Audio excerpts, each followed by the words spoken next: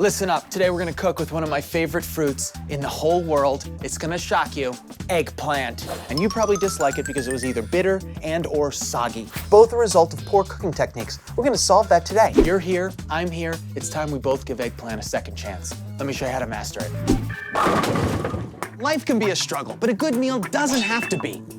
We can make creative, nutritious, and inventive dishes that won't break the bank. Welcome to Struggle Meals.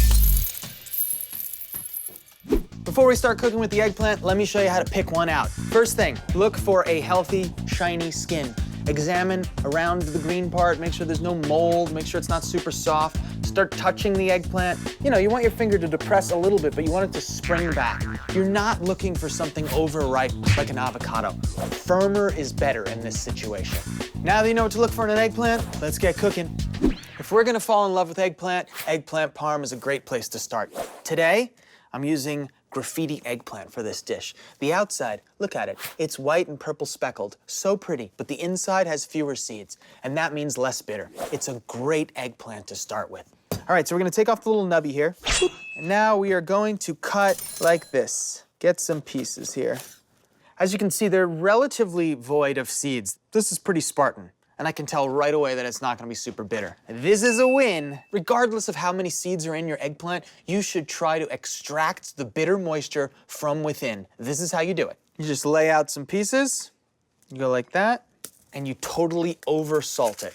Salt draws moisture out. And don't worry, we're not gonna eat all this salt. It's literally there just to pull the bitterness out. It's a pro tip. Wanna get even crazier? Put a weight on top. Find a can of beans. Now we wait. A quick marinara. We'll just take some garlic right here. You can chop it however you want. Come in with some olive oil. Very nice. And we go in with our garlic. I just think a quick, fully submerged garlic clove like this tastes better and it's more even. So you can see some chips starting to form already. All right, we got a can of whole peeled tomatoes here. I'm a big fan of crushing them by hand. Come in, just kind of, go through your fingers. Don't wear like a white shirt like I'm doing. Don't wear a white shirt. I never understood why anyone would buy a can of tomato sauce. Doing it this way takes literally 90 seconds. It tastes better, and remember, the taste is transferred to the eggplant, so you wanna make sure that the sauce tastes the best it can be, and it's way more affordable. You can get like 3 times as much sauce per volume than if you were to buy someone else's jarred stuff. They're trying to make a profit. I'm just trying to feed you deliciously for the lowest amount of money possible. Are you ready? I'm ready. Here we go. Aha! If you were to taste this right now, ugh. And now we come in with our paper towel, and this is where we get that excess salt off. You can see it's a little more shriveled here. It's void of the liquid that was originally in the fruit. Now we make the creation station of eggplant. Or as the Brits say, aubergine. Get the breadcrumbs, adding a little flour right here. We'll get an egg. Crack the yolk, and sugar whisk, 7,500. Relatively affordable oil, vegetable oil in this case. And we just need to shallow fry. So we take one, give it a little dusting of flour here. This is gonna dry up that excess moisture and make sure that the egg really sticks well. So lose the left hand here, make sure I get no egg on my hand. Now my right hand is gonna be sort of like the wet hand. It's the one that's gonna get a little nasty. Coming to the breadcrumb, flipping it over. And that right there is my childhood comfort food. Whenever you're putting anything into hot oil, you always wanna do it away from you so that you don't hurt yourself. That's where the danger can happen. Take a peek. Oh, that's very nice. Gorgeous. If you overcrowd this pan, you're gonna drop the temperature of the oil. And when you drop the temperature of the oil, this browning, it doesn't happen, and sogginess occurs. And that's where the eggplant hating movement started. We want eggplant lovers, not eggplant haters. Crispy, brown, wonderful, drain. Oh, resist the urge to take a bite directly into this. Baguette! After 6 seasons of struggle meals and never buying a pre-made tomato sauce once, I saved up enough money to buy a bread knife. And you can too.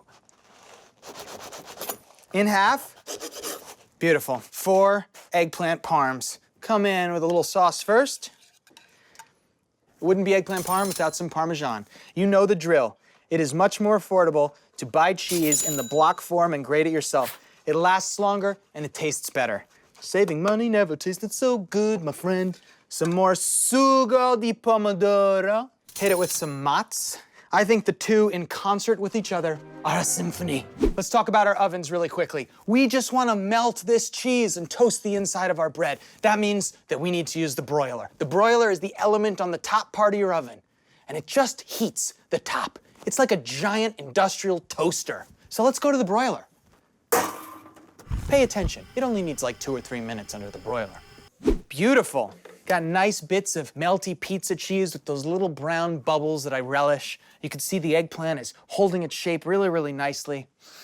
The aroma is fantastical. Let's assemble and take a bite. I'm taking the relatively big one. Now this would be perfectly delicious just like this, but I'm gonna top it with something that's gonna make it even better. Come with me. Ha-ha!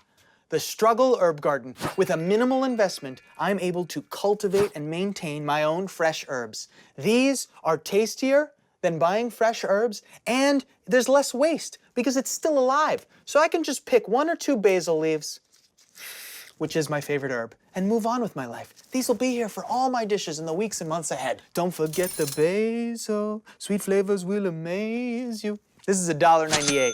Even in 1996 in New York City, this was still a $10 sandwich. Much better this way. I don't know if I've ever been so excited to eat a struggle sandwich in my life. Here we go.